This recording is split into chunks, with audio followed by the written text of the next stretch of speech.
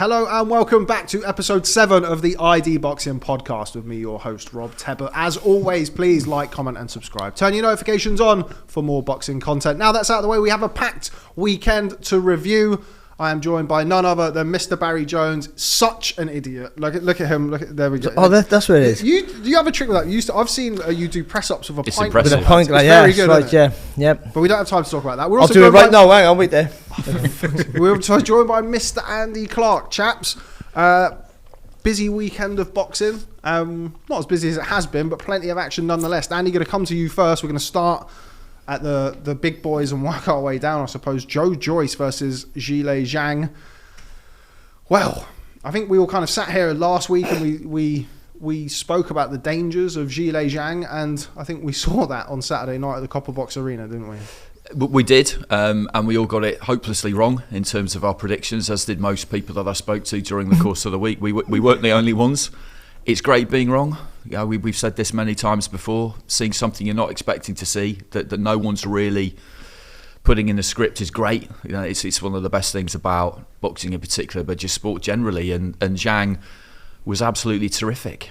I think in these scenarios, something I'm always aware of myself when you're covering fights, when something happens that maybe you're not expecting to happen, make sure you concentrate on giving credit to the winner and concentrating on what they did do, rather than thinking too much about what the fighter you may be expected to do better didn't do. I'm not doing that. I mean, we've got to do both. That's what we're here for. We've got to do both. But I thought Zhang was tremendous. He looked totally at ease with the situation all week. And he didn't really do anything that we didn't expect him to do, the way that he set up and went about it. He was really relaxed. At no point did he look like he was in any trouble stamina-wise. I know we only barely got to halfway in the fight, but he was just superb, and he just kept landing and landing and landing that left hand. And as for Joyce, it was pretty shocking, to be honest, how easy it was for Zhang to land that left. It really, it was. People... The easy counter to that is just to say, well, have you not seen his last two fights? He gets landed on easily. That's always been a potential problem. But they were different. Takam and Parker, he felt their power. He didn't respect it, and he went to walk them down and walk through it. Once he felt that left on Saturday, particularly in the second round when he nearly went down, he would have known from that point onwards, I've got to stay out of the way of this. I can't walk through this. His eyes started to come up as well. He would have known that this was different, but he couldn't stay out of the way of it. He just couldn't. And he said that in the ring afterwards. He was frustrated, but it's strange, because he would have faced plenty of southpaws in the amateurs. Didn't have a great time against Usyk, obviously, but not many people did. Only one in the pros, and then Roy Thomas, who he bulldozed. So you could maybe think, is there a problem there? But he just couldn't get out of the way of it. He just could not get out of the way of it. And you could see that eye closing. He was kind of, as the rounds went on, taking the shot a bit better. He seemed to kind of be getting used to the power, maybe a bit shocked by it at the start. But the eye was rapidly closing, and you could see that it was just a matter of time, really, and he had no choice but to stop it, the referee. Barry, initial thoughts? I kept really quiet then. So proud of myself. Yeah, it was surprising. I did say, I put a tweet out saying like another great prediction from me, but people thought it was genuine. We were going, like the oracle. I was going, I'll just let him say that. Yeah, totally wrong. Couldn't have got it more wrong if I tried. First of all, it was like Joyce never boxed a southpaw in his life. I would say that. Like, he kept moving to his right. A lot of people move to their right against the southpaw, and I think it's trying to get them to turn and put weight on your back foot to throw the right hand on the middle. But I'm never a fan of it, to be honest. I'm never a fan of you. Like, I think you got to stay on there. You got to stay away from them all. Stay away from their shot all the time, and just the way you just moved on to shots. It was just. I think what I'm trying to like put my mind in. I know when I was watching it. Was Zhang took away his jab just all the time. He just passed the jab you'd down, actually mentioned in the preview show as well. He parried giving the jab, him something to work off and throwing that left hand. Just moving away, and that made Joyce then just walk onto the left hand all the time, because he's thinking I got to find the gap, and he couldn't turn on his left. Now, we didn't find nothing new out about Joyce. We knew he still had a good chin. He got hurt. We didn't say he couldn't get hurt, let's be honest. He's been hurt before. And I think we did mention that it was speed that was going to really unravel him more than power. Because once he sees the shots, he can. That's why I thought Zhang couldn't hurt him. You know, Zhang got fast hands. He does tire quick in previous fights, and he has. And the shots are down the middle, and he'll see him and brace himself, Joyce, and he'll be able to take him. But the shots that really hurt him, he didn't see them. And you think that was the problem, real problem for him. And I think it was all because he took away his jab, he was moving himself onto the shots that he couldn't really see. And then he had a real problem from there in. But his chin held up. I've got to say that. He looked wobbly, he looked like he was going down. It wasn't that stopped the fight. And he was coming into the fight. I don't think he was going to win it, though, to be honest. I had no... Did you give him any rounds, Joyce? Yeah, I did. I think I did, yeah. I think it was an argument he could have won 2.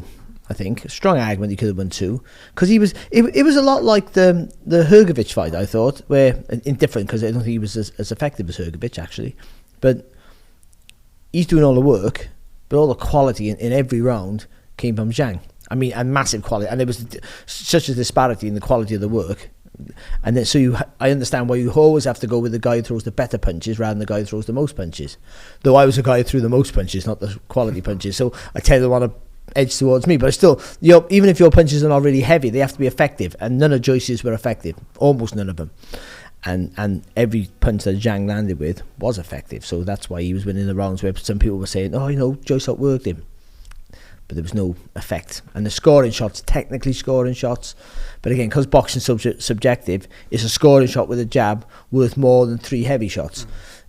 Or it's 10 scoring shots with a jab with more than 3 heavy shots. That's the tricky calculation, isn't it? Or how do you work it? Because it becomes computer scoring if you just like shots landed. Yeah. So it's difficult. I think that's difficult. No, so I did give him a round, but he was never like he was going to win the fight. But he was coming into it. He looked like you said. He looked like he adapted to the weight of the shot, and and Zhang was tiring, and he was starting to puff. But I put a tweet out as well.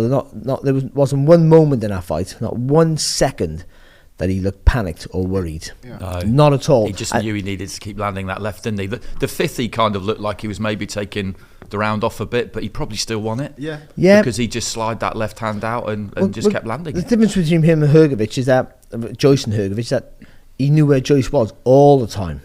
So he could literally close his eyes and hit him. And once he took away that jab, doing this, which is brilliant actually. It looks rubbish, but it's really clever. I thought he was brilliant, Zhang. Sorry to dive in. No, you're right. With the lead right hand, especially when he lands that left hand in the second round, you can just see him measuring with the lead hand and gets his feet a bit closer. He measures it, he's there, gets the feet a bit closer, touches again, and then wallop. And he was using that jab as a platform to come over with the right hook. Yeah, that's right hook. A couple of times got a reaction. Yeah, that was the first shot he really landed in the first round. They're the shots you don't see. So and with that weight in the shot, we said about it all the time. Joyce, if he doesn't see it, that's what's going to hurt him. That's why Hammer briefly hurt him, because he didn't see the shot. Hammer's not a puncher, and it's that boom. You don't see him, and I think he just totally confused him. But still, Joyce, didn't seem any plan about how to fight the southpaw. You seen the warm up actually, that was quite alarming. And warm up's a warm up, and when you got a fighter who's not a natural thinker on his feet type of fighter, which I don't think Joyce is, then you have to go over step by step what you're going to do in the ring. Don't forget to do this, don't forget to do that. And you always go through what you've been working on in the gym. But when you've seen a little insight into the changing room on TV, if anyone was live, they didn't see it, was Joyce didn't look like he knew what he was doing when they were going through the motions about what you should be doing. And that's a worry. It's like that's interesting. I didn't see that. Yeah, it's something that Dempsey and Frampton spoke about. Oh, you were there, would you? Yeah. But and I think that was the worry. I switch off once the fight's gone. To be fair, I didn't really listen to all that. But it was interesting to see that. And Frampton know better than anyone. You got to go through what you've learned. Of course, you're practicing you've been practicing it for weeks, months, depending on how long you've got, or in my days. But this, you got to think in your mind, this is how I got to set out, and it got to be and the plan has to be very fluid. But he looked like they just they just come up with the idea. Don't forget to try this, or do this, and that's what it looked like. And maybe that's because of the way he is. But either way, for a man of his experience, amateur and pro now, because he had a really good apprenticeship as Joe Joyce, he looked lost. And all these things, we're never going to change him about how stiff he is. how strong he is and all that stuff. That's who he is. But to keep taking a pivot, yes, I said it. By accident, I said it. This is crazy. Like Kawasaki with. But like a little spin on the left foot, or even just a step to the left, just to stay away from his left hand. You have to do that. I mean, you step to your right against the southpaw if you want to punch down the middle, but you got to sit on the back foot to get weight. But it's a step and throw. It's not just step and keep walking into it. And you can say you stay away from that right hook. That blocks the right hook. A jab and bring it back up. You're better off doing that than you are hoping you're going to miss the left hand. They're coming straight down the line. It just seemed bizarre. But Zhang was so controlled, focused. Someone's laughing over there. Yeah. Wasn't that funny? And Zhilei Zhang's manager. yeah, counting his money. This is ridiculous. But it's he was just composed and never once did he panic. And I don't think the pressure was intense enough to make him panic or make him tired. And I think even though he was tired, like you said, even that fifth round, he looked like he was taking a breather. He still won the round, still for the effective punches. And I think Joyce needed an almighty push. And I think Zhang was aware enough to hold on and lean on and all that to see his way through the fight. We don't know how it would have turned out. But Joyce is not a KO artist. I mean, say that, he's knocked out almost everyone he's boxed. But it's accumulation of punches, and he wears them out, and he tires them out, and then he hits them like he did with brilliant combination with Joseph Parker. But those punches didn't have the same effect if he would have thrown out in round one. I think he gets you fatigued first, and then attritional. That's the and word. There was just no reason for Zhang to think that he was going to be able to. Well, that left hand was going to stop landing, and he was having everything on his own terms. It's one of the things that you've said in the past, Barry. Like Zhang was really composed. He was tucking up really nicely. Yeah, he didn't get hit at all. Not really. And another thing that you've said, Barry, in the past is that yes, Joyce has a fantastic engine, but nothing saps your energy like getting hit. And he was getting hit with some big shots by 20 stone, 6'6". And I think something that it's quite easy to forget about sometimes when you're talking about someone's chin is that having a great chin is all well and good, but facial damage can stop a fight. Yeah. We forget that sometimes. An eye swollen shut can stop a fight. A really bad cut can stop a fight.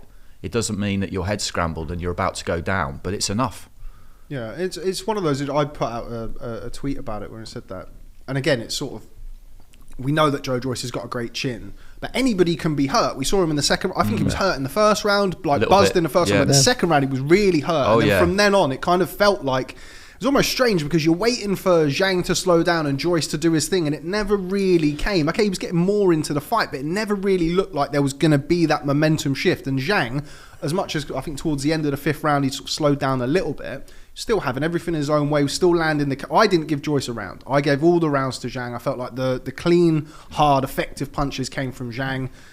And I could see why people maybe had thought, I can't see what the judge who had Joyce ahead was seeing. That's insane. Really bad. But I can kind of see where people, I think the third and the fourth rounds, Joyce, they weren't the rounds that he'd had in certainly the second round. And you can see why people may have liked more of his work in those rounds. But for me, I still felt in both like of them, if I remember correctly, towards the end of the round, I was thinking to myself, he's doing better here, and he might be winning this round. And then in the last 30 seconds, he just landed that left hand 3 or 4 times. And then you look at that and you'd say, well, he's won the round, doesn't he? And also that it's the Mayweather effect, doing better than what you did, or maybe it's better than what we expected before the fight started. And you go, oh, he did better than what I thought he would. Yeah, he nicked exactly. That wrong. That's an easy trap to fall into sometimes. And I would say with Zhang, like he looked just like so confident. I mean, even before walking into the ring, everything about him, he looked so confident that he knew he had a guy that he just couldn't. Then once he heard Joyce didn't commit to any punch after that. He was touching with shots. He turned Joyce into Barry Jones. Like he turned unbelievable. But he did. He wouldn't follow through with it because it was that. Blocking the jab and the right hook over the top. He's getting might not be shots that make you wow, but they sting you, make you blink, and you're like, oh, and then you're thinking, oh, and again, I say it all the time, it gives you that secondary thought in your brain, slows you down, and then you judge, you question your commitment to every attack, and that's what he did to Joyce very early in the fight, and then Joyce then was almost like Joshua actually recently. touch him with the punches, not punching through the target like he would before. And I think that intensity then, even though he was working hard, Joyce, the intensity in his work was different. And I think, and so there was no pressure on Zhang. Even when Joyce was working, was busy, and his engine's getting into play. Again, because there was no pressure in the punches, no intensity in his work, Zhang never panicked. But Zhang did that early by hurting him early and making him think about, every time he threw a jab or got his arm out like that, left hand, Joyce, he took a right hook or got blocked all the time and he couldn't get that jab off. And I think all that, and then when he got buzzed, he was well aware that I can't make a mistake. And I don't think Joyce is a thinking fighter, and because he's not, and you're making him think, you just clam up. Zhang did look very confident. There was almost, I only really thought about this morning on the way, and there was an air of Andy Ruiz in New York about it, I felt, where in the build-up to the fight, you had Ruiz, the nice guy, let's have the belts, and you had Zhang, I'll go for a Chinese, and chat shit, get Zhanged, and all of this stuff, and he became like a little bit of a cult figure in the build-up. Even in the dressing room, you mentioned him looking confident, he was sort of bopping around, everyone's, oh, look at Zhang, oh, look at him. Even I'd put out a tweet, oh, he looks like a real character. And then he went in the ring, and pretty soon, you kind of got he's not just a jolly giant who's come over for a Chinese with Big John Fisher, and he can actually really fight. And I wonder if that played into it a little bit, with everybody talking about Anthony Joshua, everybody talking about Tyson Fury for Joe Joyce. I think they may have took their eye off the ball a little bit, Andy. I don't think it was necessarily that. I think they would always have felt that he was a genuine, real threat. He did do a great job of playing his part in promoting the fight, which isn't the easiest thing in the world to do if you haven't got fluent English, if you're fighting in England. But he did everything he did everything that he could possibly have done to really do what he was required to do. I mean, one thing, he's a grounded guy, Joe. He's a sensible guy, but he might still have just got a bit carried away with the idea that he can't be hurt and can't be knocked out and the granite chin and all the rest of it, because the evidence for it was there.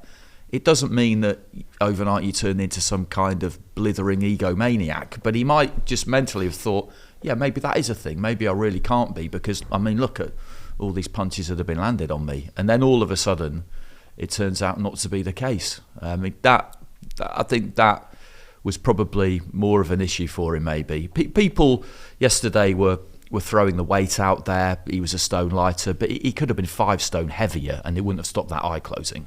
It wouldn't have stopped that left-hand landing. He's still moving the same way, isn't he? If anything, he's slower. Yeah, I think they wanted to get faster, but it didn't work. He was 2 pound lighter than when he boxed Daniel Dubois, and he's fine in that fight, obviously. But I think one of the things I want to come to you about, Barry, is you mentioned there looking like he'd never seen a southpaw before. He's obviously trained by somebody who's probably seen his fair share in the past. Ismael Salas, obviously Cubans and southpaws kind of go hand in hand over the years. Salas, after the first round, wasn't happy. Said to him, "You're half asleep. Well, you need to wake up. You need to this." Sorry. One thing I noticed right at the start of the fight, I don't know if this was just whether he's always like this or whether it was because he kind of came straight across the ring at me, looming at me, Joyce, was that he seemed really square on. Yeah. I remember looking at him and I looked at his feet and I thought his feet aren't that square, but his trunk was really square.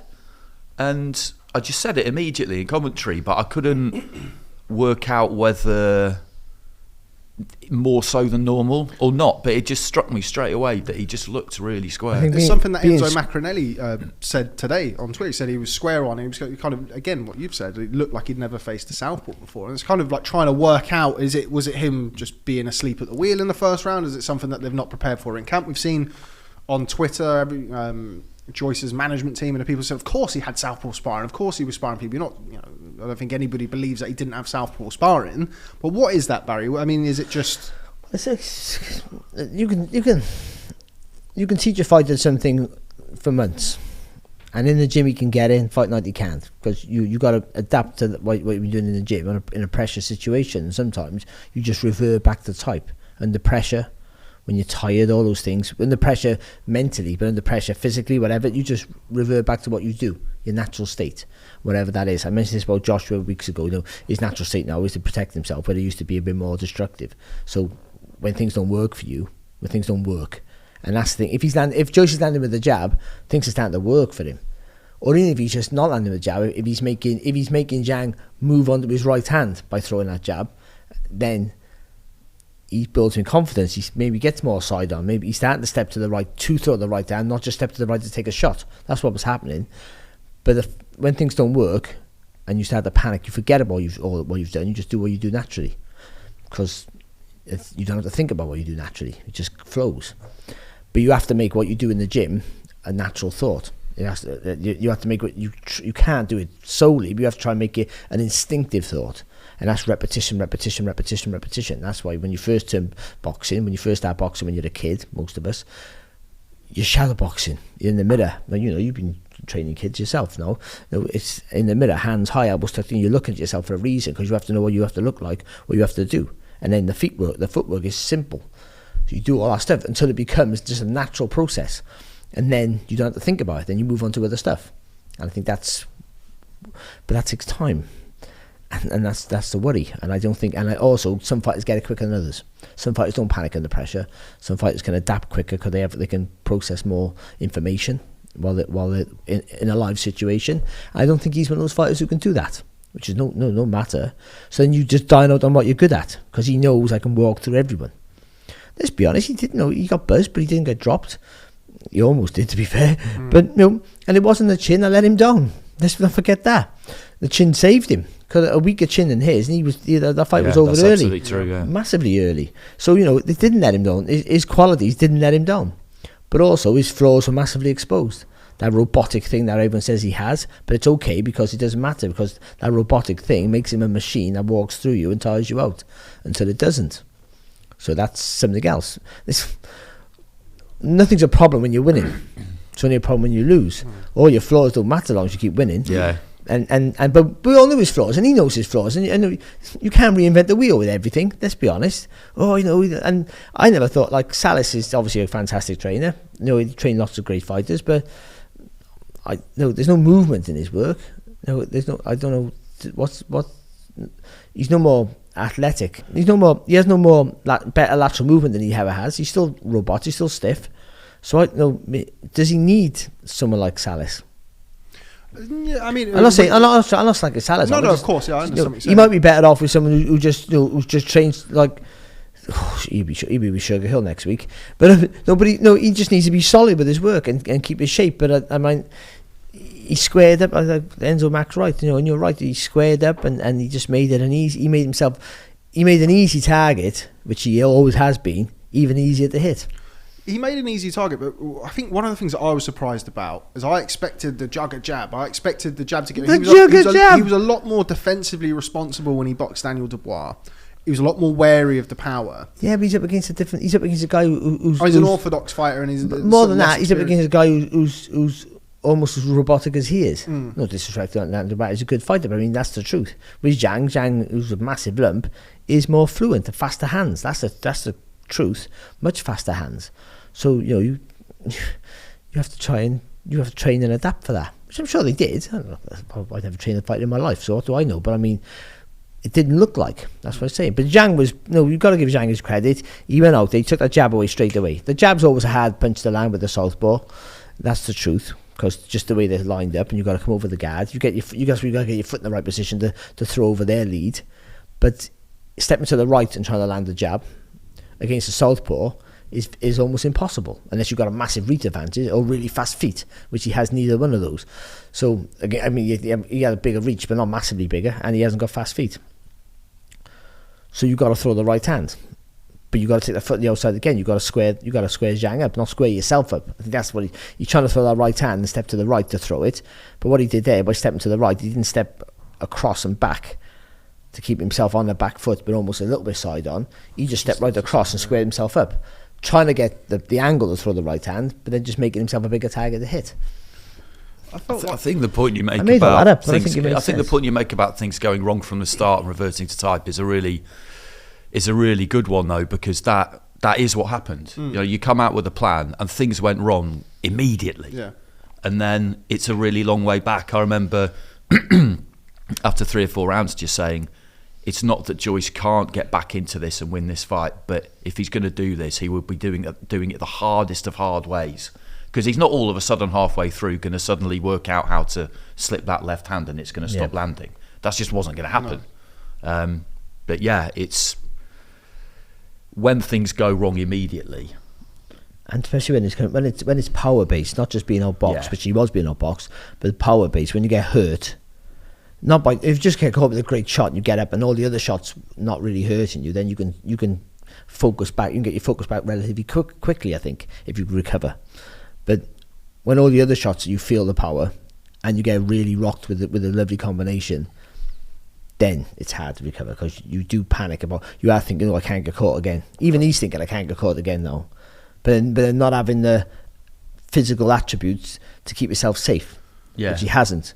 It's one of the things that we spoke about in the past as well, kind of reverting to type. And Joyce's kind of type is to come forward, throw punches, be kind of aggressive and attritional, as we've said.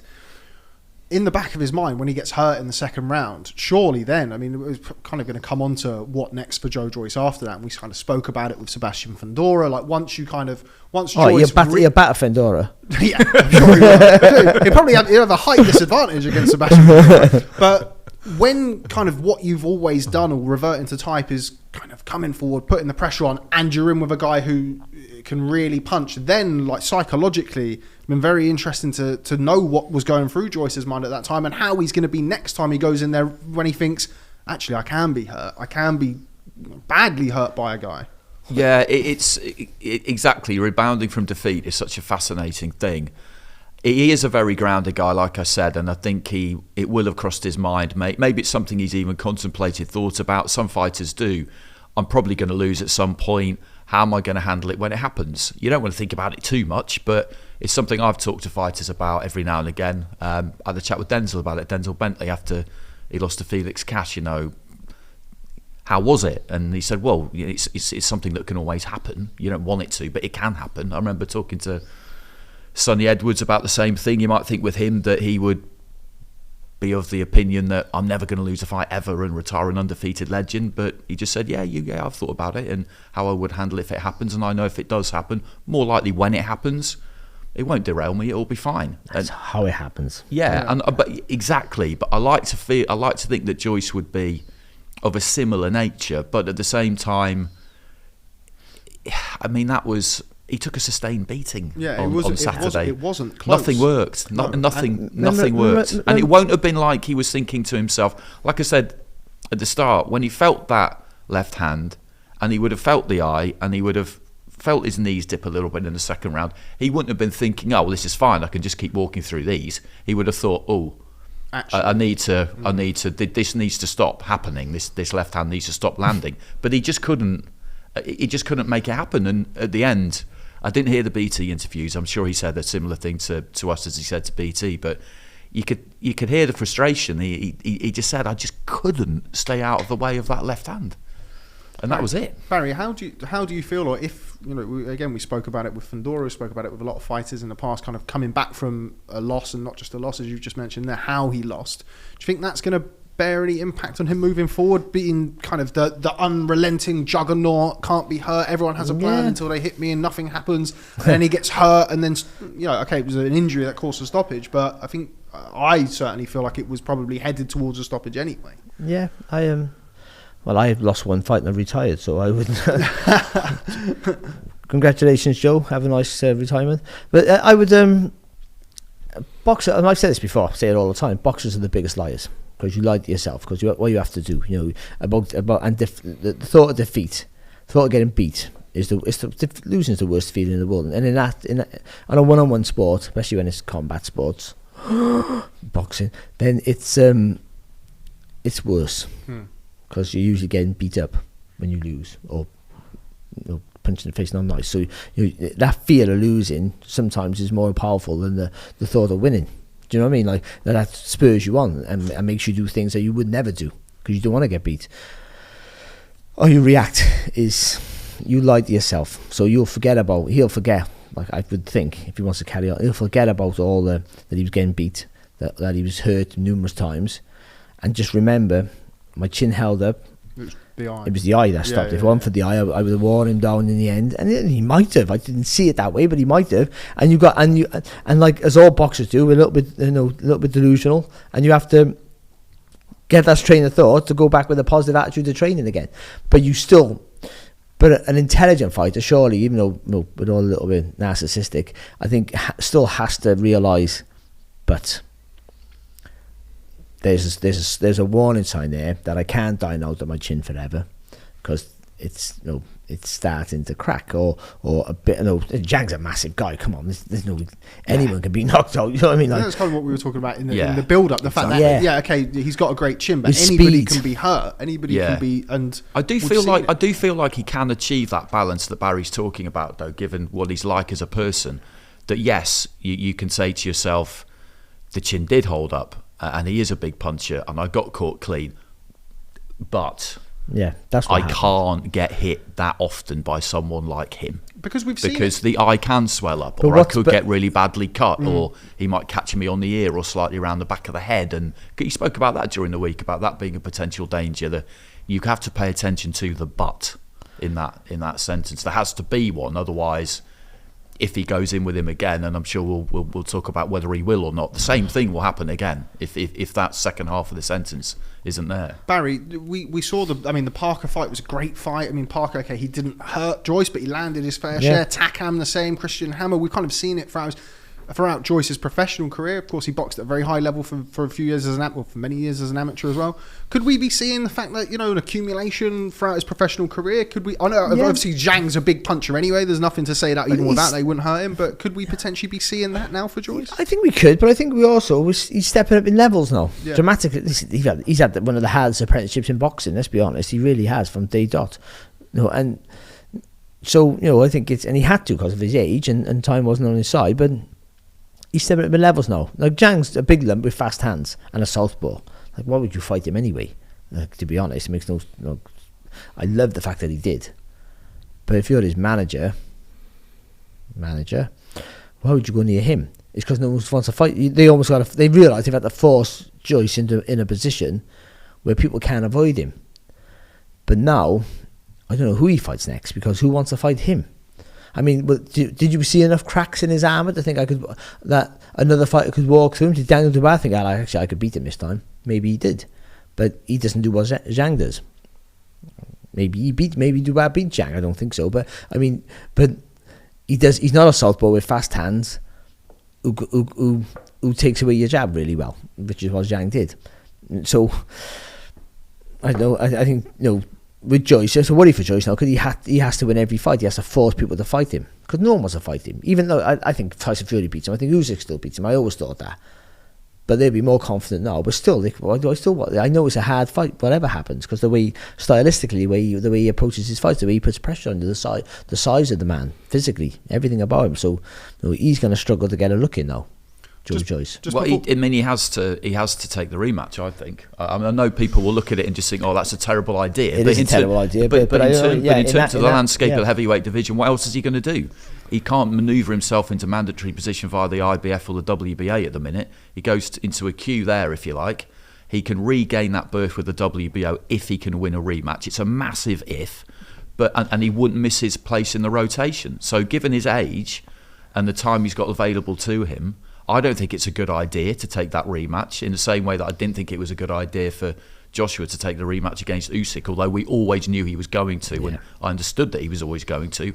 I don't really see any other choice for him. It's that political and promotional kind of the political side of things as opposed to the sporting side of things. I don't think he should take the rematch, and one of the reasons why I don't think he should take the rematch, outside of kind of what we saw on Saturday night, is the WBO mandatory is actually last in the rotation. So if he were to beat, let's say they did an immediate rematch in August or whatever, the WBO mandatory is still not going to be due for a little while. So I don't see the need to jump straight back in with a guy on the back of such a damaging loss when you've got the WBA and the IBF still to come. Plus, I'm assuming at some point Usyk will either have a voluntary or he'll have an undisputed fight with Fury. So there's potentially another way of pushing that back. I wonder if maybe Joyce wants to... Do you know what he said?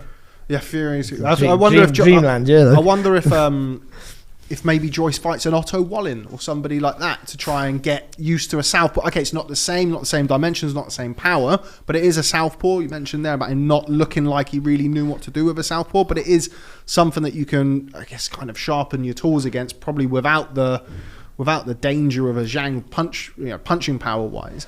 But I don't know. I think from he's better off trying to fight Daniel Dubois again. But Dubois is obviously in line for Usyk, so he's technically his spot. That's all. But either way, I think his management team has to put pressure on his promotional team to push him. Like I said the other week, I think, why he's behind in the queue of others. No, especially when his promotional team, I think he is promoted by Warren. Yeah, I know they're on the same platform, whether they have an agreement or fight by fight basis. I don't know, but I mean, like, they should be putting pressure on them to say, why aren't we boxing Fury? They're looking after Fury, but you're looking after me as well. They I mean, Saturday might make it more likely that he would be given a voluntary by someone with belts, because they might look at it and just think, all right, I'm not Zhilei Zhang, but they might just think, okay, well, all right, yeah, we can do that now. I just think they go, we don't need to now because he's moved down the list. That's another fight. I think they beat him. Let's be honest. I always thought that, but he's always a danger man, I know it was a hard fight for everyone. But now they go, that's a hard fight we can just avoid now without looking like we're avoiding. But that's another reason why I feel like, and I understand what you're saying too, but I feel like he's in this position where he's just going to have to take that rematch. What do you think, Barry? I think if he wants, I think he has to take that risk if he wants to keep pushing for his place to get a world title shot. But I still think, and we've got to take his age into factor here, I still think there are other routes for him to get a world title shot. I'd stay away from Zhang. After what I saw Saturday, though I thought he was going to win the fight, as did everyone. But I was swayed a little bit by this fella here, though. we all recognise the danger of Zhang early in the fight, but I just we don't think we saw the did. amount of danger. Even though, but it wasn't just he was clever, Zhang. Yeah. He was clever enough for a big guy. None of them are like brilliant, like technically that brilliant. But I mean, for a big guy, he was clever enough to negate any of the pressure or to reduce the pressure of Joyce. All right, what again, mate? You all right, Biz? Drink of water. Drink of water. All right, you carry on. Well, sure. I don't think about carry on. I mean, one thing that an argument against taking. There's plenty of arguments against taking that rematch, but an argument against my argument for taking it would just be the sheer unpredictability of boxing. Because let's say that Fury and Usyk did fight towards the end of the year. After that, the belts may well splinter. Yeah, because even if there's a rematch clause, the rematch would, as long as there's a winner in the first fight, the rematch would be one bloke with 4 belts against another bloke with none. There'd be no obligation for the sanctioning bodies to keep all their belts in it. Yeah, they've already said that. Yeah, they've done it once. You sort of think the rematch wouldn't be for all 4 belts. You sort of think he literally got to roll the dice now to that situation. And it's you could kind of, rather than take the rematch with Zhang, you could just I mean, he has to take. I mean, taking the rematch with Zhang is the case of, otherwise at your age. Yeah, that's where you go in, like, yeah. That's what I'm saying. Yeah. One of the things that we haven't considered here is that Zhang is now Queensberry Promotions fighter. He is. So from Queensberry Promotions' point of view, do you want to put them in against each other? And Zhang wins the fight, and then Joyce is kind of really at the top level. That's going to be really difficult for him to find. Did 40 million people watch it in China? Was that right? 14. Yeah. Oh, is that right? It was at 5:00 in the morning.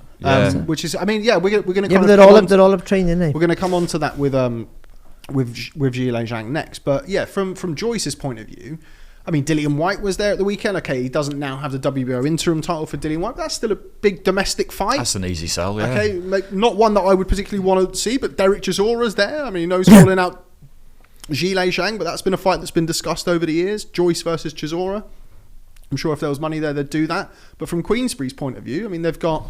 They walked in with the interim champ. They walked out with the interim champ. Queensberry, like you look at the with the heavyweights the last few years. Joyce beat Dubois, and Dubois was their guy, and they get Dubois a world title shot before Joyce. Joyce loses to Zhilei Zhang, and they've got Zhang too. It's great work. Remember a few years ago when Warren was finished? Oh, he's finished Warren. I won't see Warren. I won't see Frank Warren again. Yeah. I remember at the time thinking, well, we'll see. We will see. We will see. Yeah. He's made of asbestos, isn't he? You can't get just no. I remember one time I interviewed Frank, and this is like 3 years ago or so. And I said to him, and so it was kind of a flippant off the cuff comment, and I should have known better because you know what Frank's like.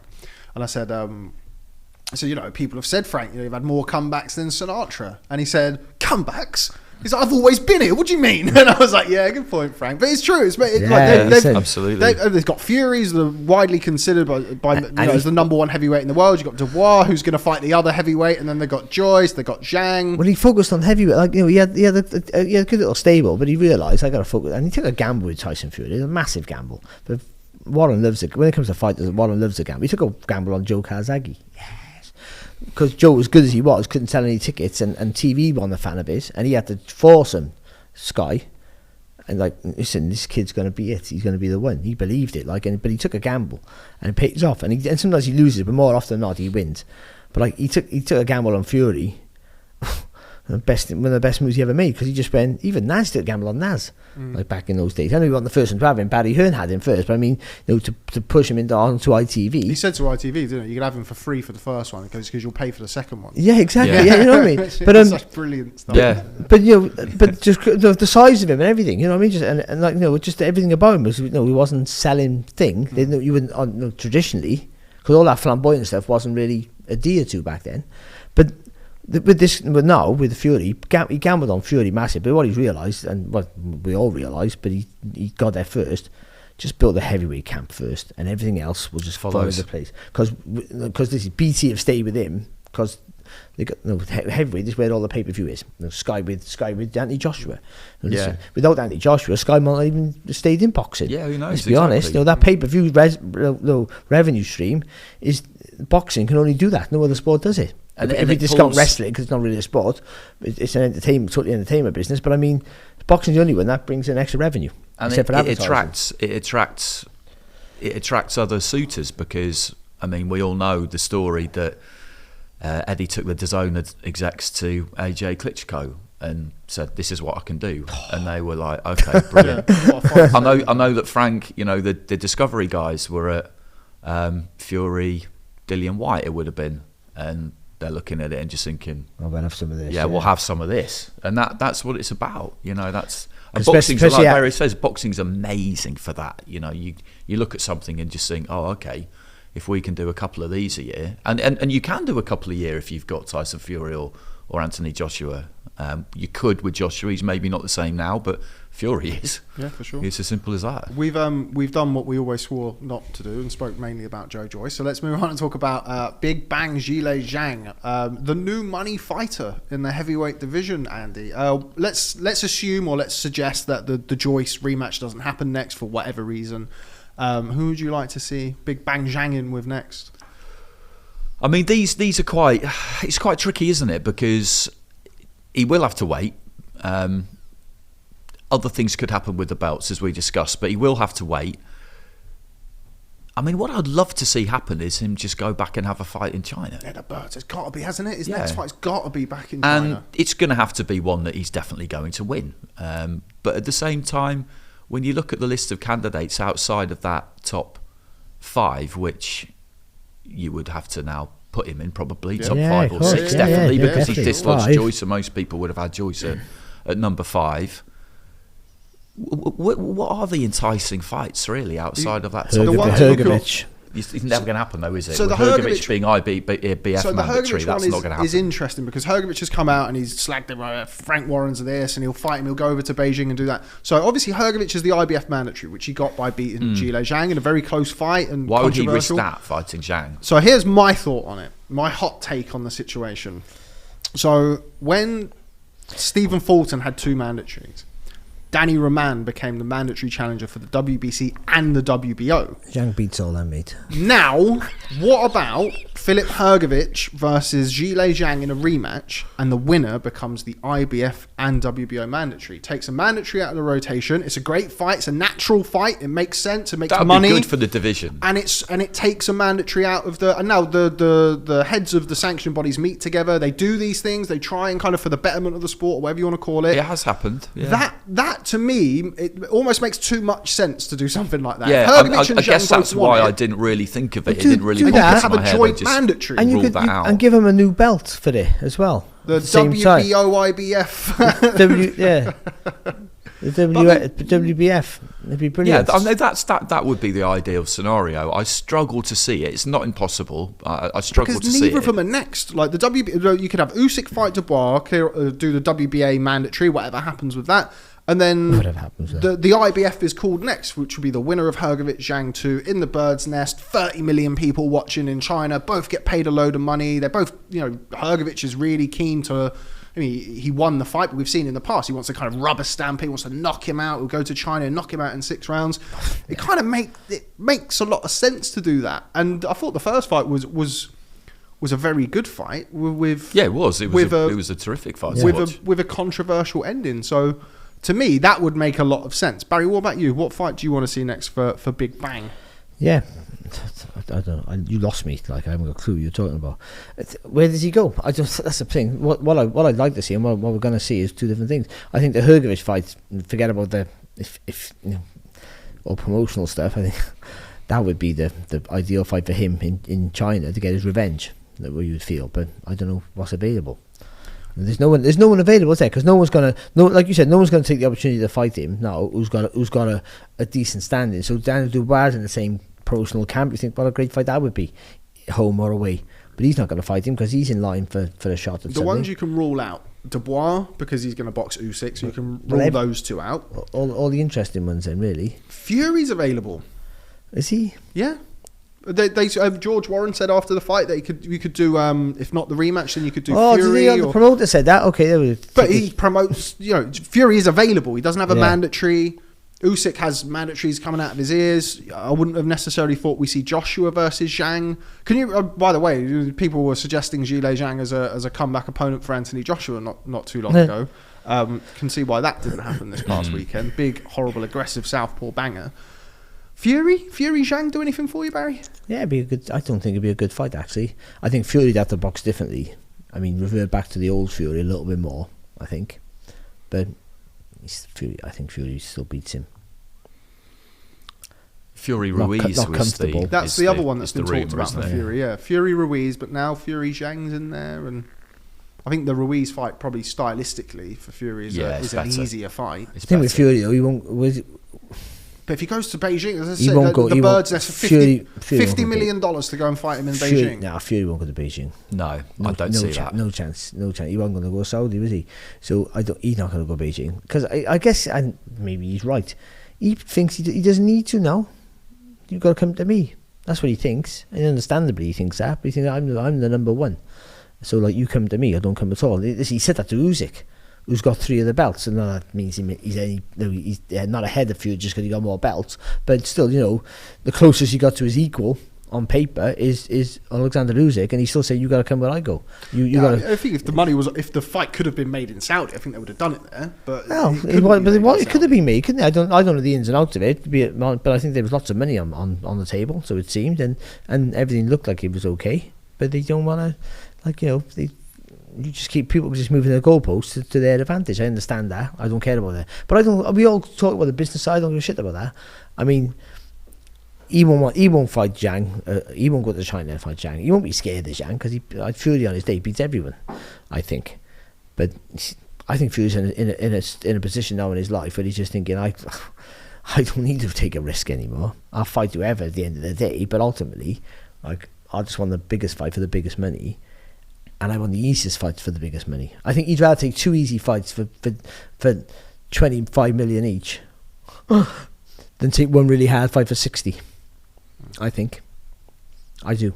He'd rather fight, I don't know, I can't even think of someone too easy. He'd rather fight Daniel Dubois, which is an easy fight for him on paper, and Ngannou, right, which is talked about, than fight Alexander Usyk and cement his legacy. I think. I don't blame him for that because there's 2 easy fights for money that he sets his generations of his family up forever. So you can understand it. But for the boxing's reputation and all the rest, that's all we should care about as boxing fans.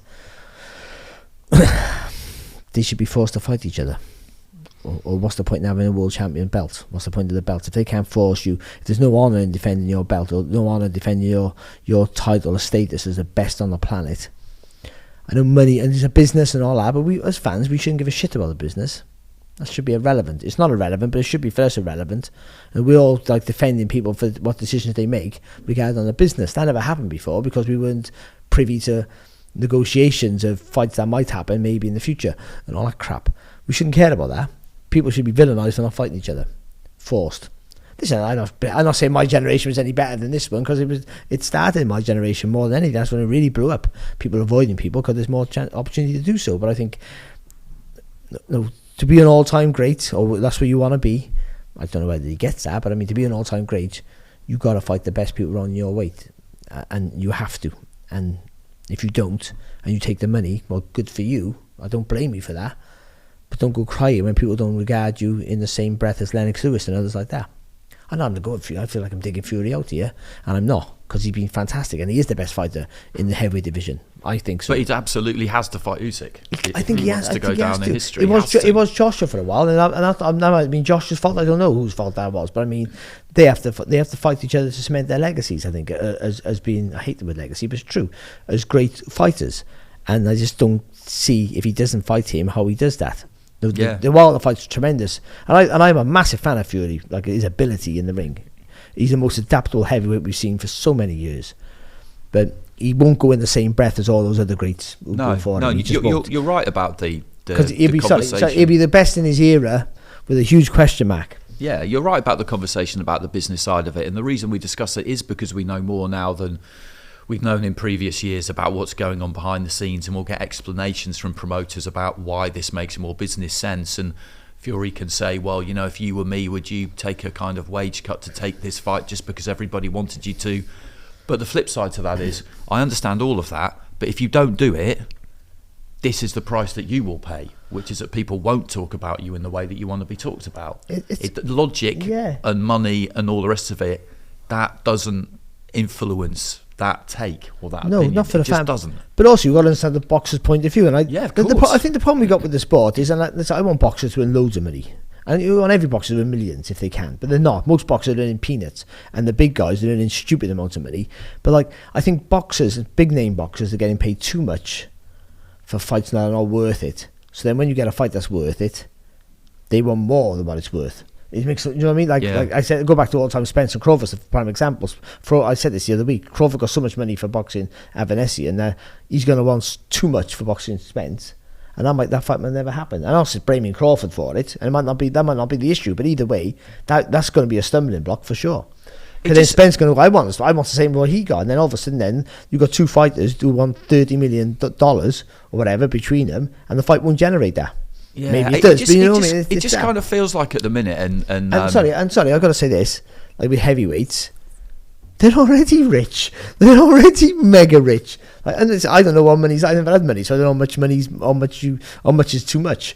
I think too much doesn't exist when it comes to money. But I mean, we're trying to empathise with people who are multi-millionaires already. Like, we just knew that part's done. You're going to get millions whoever you fight. So just fight the best, and we'll love you for it forever. Yeah, the market's kind of. I was having this conversation with Matt Macklin the other day, and Al Siesta. Here we go, Macklin's takes. We were talking. It was indeed coming out this week, but we were talking about the distortion of the market and how people talk about newcomers distort the market. But it feels at the minute like the market is constantly distorted. So therefore, is that not just the market? Yeah. Because PBC came in and distorted the market. World Boxing Super Series, amazing though it was, came in money-wise, distorted the market. DAZN in the USA, to a lesser degree, because they didn't get to sign who they really wanted to sign, did the same thing. And now Saudi, Skills Challenge, are coming in and distorting the market.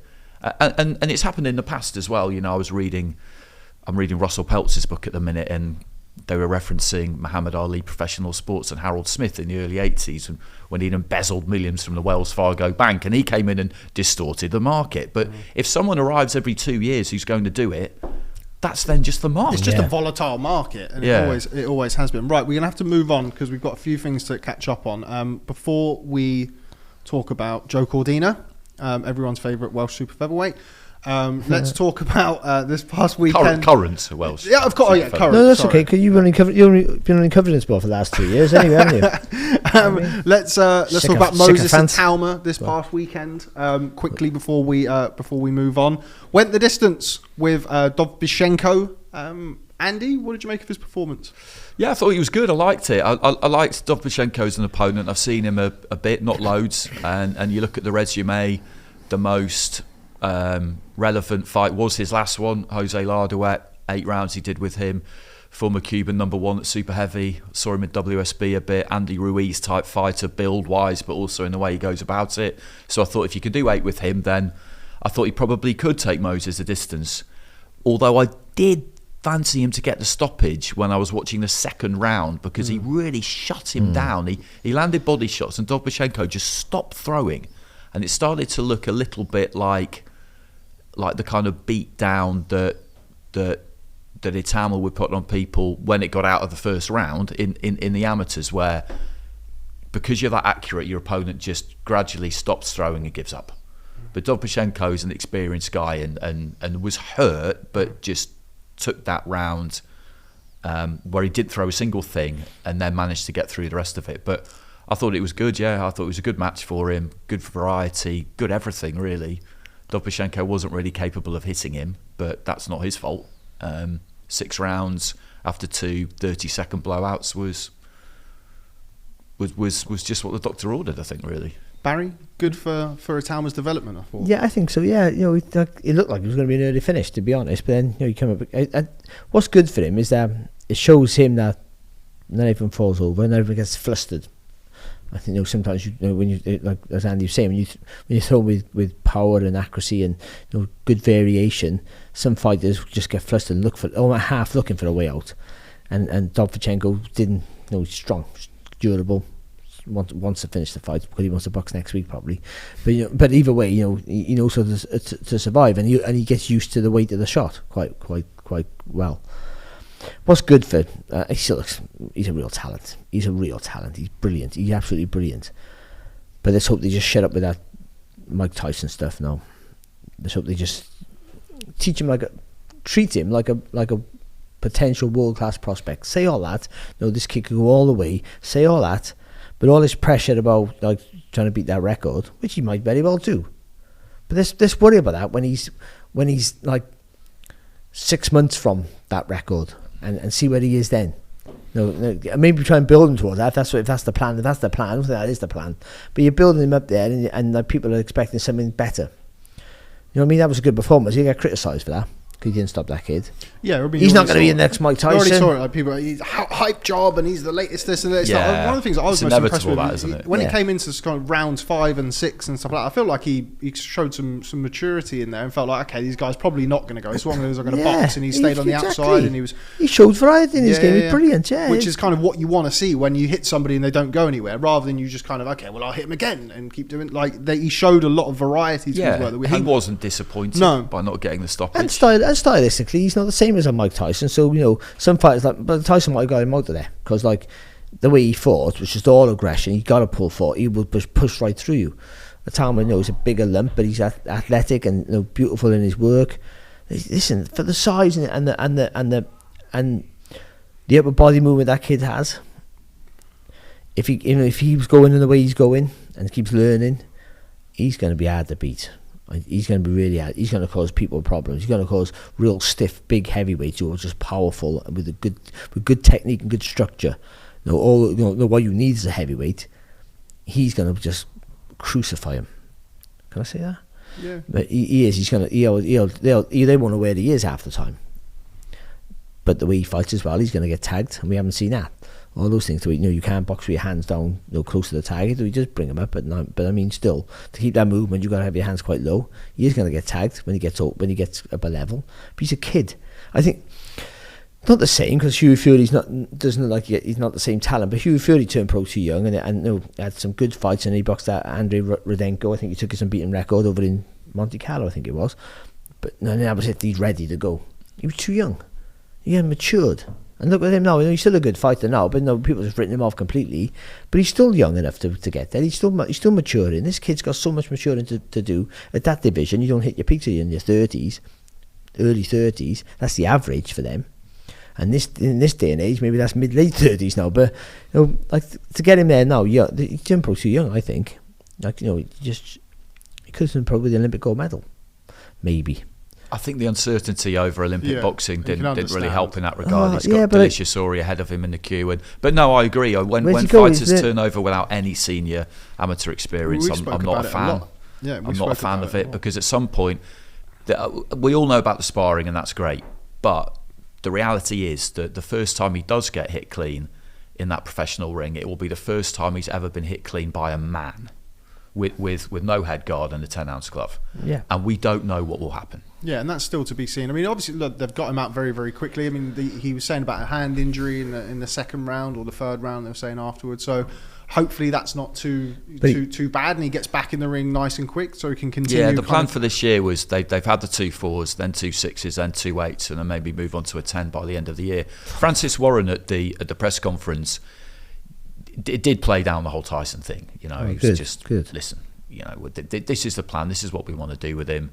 We need to get him fighting regularly. Let's all just relax a bit. And I feel like, Dovbychenko was obviously very tough, very durable and compact. That's my skin then, isn't it? That's right, mate. But once he goes in there with guys with a little bit more ambition, I suppose, to win and actually throw in shots, I think you'll see the best of him, or certainly better of him than what we saw. But I was very impressed. I thought he did very well. I thought he was really good. But you're right. You'll get... It won't be that difficult to find someone who fancies the job and looks at them and just thinks, I've been doing this a long time. You're a child, and I'm going to show you what this is about. Sokolovsky next? Yeah, he's the name that springs to everybody's lips, and with good reason, because we know what he can, we know what he can do. So I don't think it will be too long before they put him in with someone like that. Yeah. I look forward to seeing it. Right, okay, let's move on and talk about this weekend, the return of Joe Cordina as he seeks to become a 2-time IBF super featherweight champion. Barry, going to come to you first. Your countryman, your former weight class. That's right. Same city. That's right. So we're going to come to you first. Do you want more? No. I was just seeing if there was 25. I was the last world champion for my city, and still Joe. So that's something else taken away from me.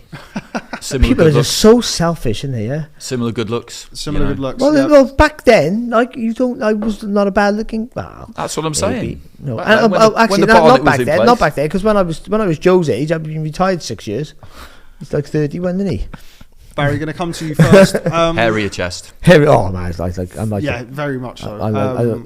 You watch clips. Right, enough of Barry's. I look like a 70s porn star when I go in the ring. I felt that Shavkat Rakhimov against Joe Cordina showed some frailties and vulnerabilities that I think Joe Cordina and Tony Sims will be confident against Zelfa Barrett last time out. How do you see this weekend playing out? Yeah, I do. I think that I also it was a really hard fight for Joe, and it's still physically a tough fight. But I think that fight, the Zelfa Barrett, I was ringside luckily for that, and Joe was Joe, and Joe was sat behind me after, and I turned to him and I went, "You got this one. Yeah, I think this is made for you." And the reason being that he struggled with the movement, did Rakhimov really badly.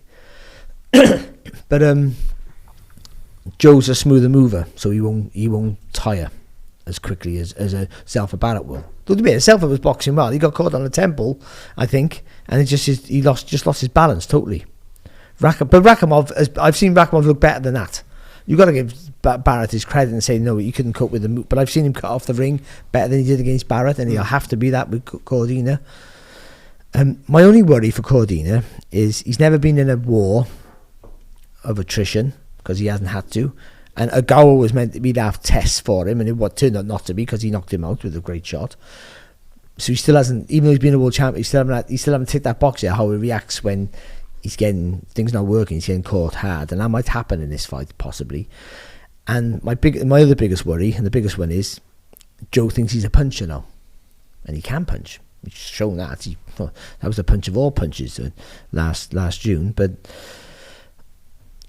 if he goes in with that mindset, I'm worried that he gets tagged against a guy who, once he hits you, will jump all over you, and jump all over you with smarts as well. Rakhimov doesn't really fight doesn't really fight in straight lines unless you look at the Zalfa Barrett fight, which he did just solely fight in straight. But I think he thought he'd walk through Zalfa Barrett. I think he boxed Zalfa Barrett with a little bit of disrespect. I think I agree. Yeah. He took him lightly. I think, and paid the price for that because He was Barrett hurt a few times in that fight. Who Dropped him in a punch a bit as well. Yeah. Well, he dropped him a lovely shot with that uppercut, Barrett. I mean, he really That's turned a lot. that around because he lost the first 4 rounds, didn't he? And he was put down. Yeah, he was definitely But down. that uppercut that Barrett hit me, that was an uppercut, wasn't it? It was an uppercut with the He straight. hurt him with the straight right hand as Right well. hand, yeah. But he went down, he got up and he said, I'm all right, I'm okay. But it was a great shot. And then he got it a few times. So I think Joe could line him up for that right hand again. I'm pretty sure of that. But the focus has to be about just constantly turning Rakhimov. Just constantly making him turn all the time, making him have to chase you, and then pepper him with shots. Keep turning, pepper him. Hold your feet, heavy shot, turn again. The movement's got to be like a Rodriguez does, at his best. Fast feet, but hold him just enough along to get purchase on the shot, and then straight back on the toes again to move. Don't let Rakhimov fire off your work. Keep turning him so he can't set himself. Keep turning him so he can't get any momentum in his punches, so he can't rattle off combinations. You got to keep looking for you all the time. That's the key to beat him, I think, for Joe. And if you can get the stoppage later on, don't go for it early. Just just build up a big lead, make Rakhimov panic, and I always say panic, don't I? But make Rakhimov chase the fight.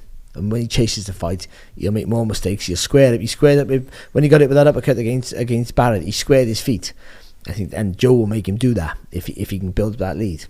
I think it's a winnable fight for Joe. I do, and the kid deserves it. He had his title taken off him for no reason at all. There was a genuine reason why he took the title off him, and it was. But the rules of the IBF and the rules of boxing, it was the right decision, but it was the wrong decision because they don't uphold the same standards to other fighters. And I think so. Everyone playing by the same rule book. Joe keeps his title. Look at the titles now; they've been held ransom for years. You know what I mean? But then they couldn't keep his for another 3 months. And I empathise. I empathise with Joe because I had my title taken off. I never lost my title in the ring. And when I got a chance to regain my title, I got beat up. The difference is for me and Joe is that Joe's not boxing Aslin Freitas, and I'm not Joe Cordina. So he's not boxing a better fight than I box, and Joe's a much better boxer than I am. That's the truth. Again, the second week on a trot, I get really emotional. But I think Joe puts on a great performance. I think the home crowd, as he showed in the last one, how controlled he was. He focused, and I think it'll be a really good atmosphere. And but it's a hard fight on paper, but I think he'll win. I should go against him really because my predictions have been awful. I think Rakhimov stops him in 2 rounds. Go on, Joe. Andy, your thoughts on this weekend for Joe Cordina? I do fancy Cordina quite heavily to do it. When he turned professional, I wasn't that sure about him. The skill was there, definitely. European Championship gold medal was a tremendous achievement. I just wondered whether he would really enjoy professional boxing that much. It looked to me that he liked the setup in Sheffield, that he was comfortable with it. The amateur boxing, international amateur boxing suited him well. Would he wanted enough, basically? But he kind of gave us an answer as soon as he turned pro, because he went to train with Tony Sims, took himself away from home, young family, made the commitment to do that. That's not an easy thing. It's something you have to do, but it's not an easy thing. He could have stayed around home and trained with Gary Lockett, for example. There's good trainers down in South Wales. It was a little bit stop-start at times. And although he hasn't been in a war, like Barry says, I get the feeling that the minerals are there, if that's what it takes. And I don't think he'll get carried away by that spectacular knockout against Gower. I think he's too clever for that. You look at the way that he goes about things and the skill set he's got. I think he's too clever for that. And all of that for me does point towards him getting it done. And mindset-wise, he seems to be in a pretty good place. We've not heard a lot from him, admittedly, but there doesn't seem to be any kind of lingering resentment or irritation at the fact that he's got to do this again. It almost feels like it's gone the other way, and he's looking forward to getting to do it again in front of his Cardiff fans. Yeah, he'll have a chip on his He shoulder. He generally got a chip on his shoulder by it, and I think that's not a bad thing. I think Joe's a tough kid. When you get pretty boxers like Joe, he's a good-looking kid, and Josh Kelly's a prime example, good-looking kid. Ryan Garcia as well. They're always required to prove themselves more. Yeah, like Oscar De La Hoya, good-looking kid. Put it on him straight away. You always question. I had the same thing when I turned pro. I was like, handsome boy, and but they haven't got Joe's tough. Because he comes from a tough background, and I know which I know very well, and I know, but because my worry is that he want to prove that he's tough, like he does, and we don't know. And being tough outside, from a tough environment, to be able to stick up for yourself and all that stuff is great, and it helps, but it doesn't always transfer to the ring because it's a different environment. I've said this loads of times before. I've seen really hard men in the street that I'm going to try boxing, and they've sparred for the first time, and they literally they're doing everything but look for a way out. Because it's different rules, because there are rules and that sort of thing. But Joe, I think he can tough it out if he has to. I'm pretty sure that'll be the case. But he doesn't need to prove that. I hope he doesn't think he has to prove that. And I think he's too clever for that. He had a fight on it. I do. But then he got a chip in his shoulder now for the first time. That's I'm worried about that because I think he can stand Rakhimov on his head if he boxes the right fight. But that chip on his shoulder, which is great, and you'll need that in a tough fight, that he thinks, that's my belt. And that's a great mindset. You sort of want that with the fighter, but that's my belt. He's blaming Rakhimov for taking it. It's not that kid's fault. And I'm going to go and grab it off you. Which maybe is it's a lovely app, and people think that's a great thing to say. But when you're a boxer like Joe, you want a clarity. When you get in that ring, you want to get all clarity. So you see everything. When you got great, you see everything, and you don't let any emotional triggers distract from what you see. You need to be clear and crystal. I think he will be. Like, know better than me, but I think I feel like he's, with the boxing brain that he's got and the single-mindedness that he's got. I think that drive and determination to get that belt back, I think that will distill into that kind of clarity whereby I've got to win.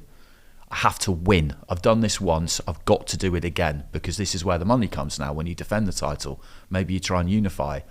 It's just he's got to win, and I think I don't think there'll be anything there that will distract him from just that one most important aim. It's always the most important thing. Yeah, and it's as Barry said as well. I think that if he is that kind of cold, sort of removed from emotion and just boxes to his, I think the chances, the opportunities to get the stoppage will come. We've seen Rakhimov, he was hurt chasing the fight or trying to cut the ring down not very well against Zelfa Barrett. I feel like he could have similar issues with Joe Cordina. Joe Cordina had a fight, and I was trying to remember the first name, against Farouk Korbanov in one of the undercards in the bubble. I can't remember. Good fight, Korbanov. Yeah.